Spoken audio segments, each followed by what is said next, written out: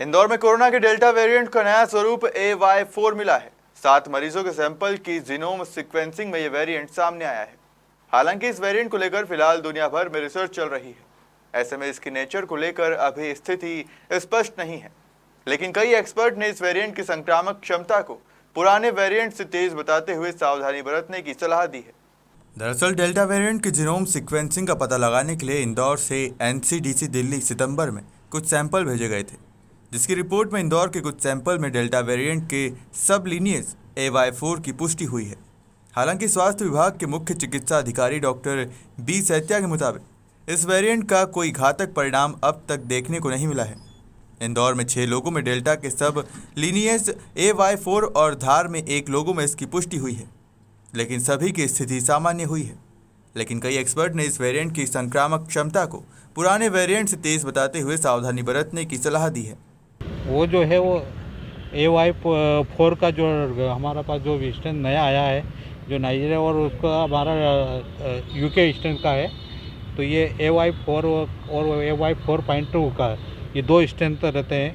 तो इन स्ट्रेन में इतने घातक नहीं है ये वाले जो है, वो ज़्यादा गंभीर लक्षण भी नहीं आए, क्योंकि हमारे पास अभी जो 7 केस पॉजिटिव रिपोर्ट आई थी, 7 केस में से 1 जो था वो धार ज़िले का था और 6 केसेस हमारे इंदौर ज़िले के थे, जिसमें से 3 केसेस जो थे वो आर्मी के कैंट के थे और 3 हमारे इंदौर ज़िले के थे।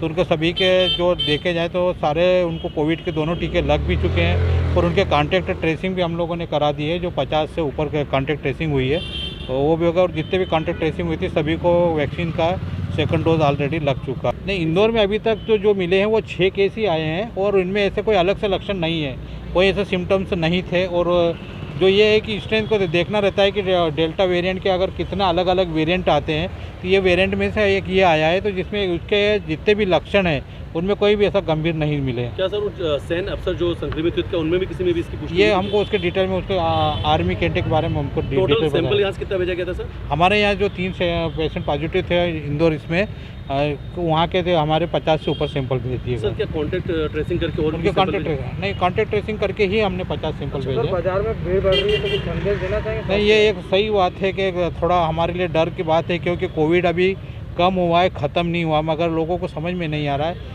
और दूसरी चीज़ ये है कि जितनी भीड़ बढ़ रही है उससे एक तरह से हम ये भी बोल सकते हैं कि हम तीसरी लहर को दस्तक की तरफ से दे रहे हैं। तो ठीक है, अभी त्योहारों का सीज़न है, मगर फिर हम लोगों से सभी से रिक्वेस्ट है कि प्लीज़ आपका जिनका भी कोविड का 1 डोज लग गया है वो सेकंड डोज ज़रूर लगवा लें, क्योंकि उससे अभी जितने भी वेरिएंट आ रहे हैं और जितने भी केसेस आ रहे हैं उनमें ऐसे गंभीर लक्षण नहीं आ रहा है। तो उसका मतलब ये है कि जो हमको जितने भी केसेस हैं उनको सबको 2-2 डोज लग गए और उनमें कोई ऐसे गंभीर लक्षण नहीं है।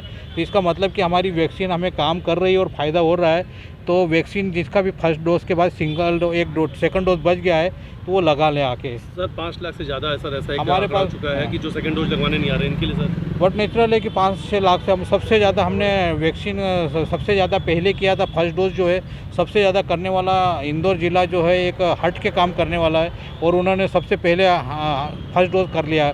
मगर सेकंड डोज में भी आज की तारीख में हमारे पास 55% से ऊपर हो गया। इंदौर से जितेंद्र चौहान की रिपोर्ट।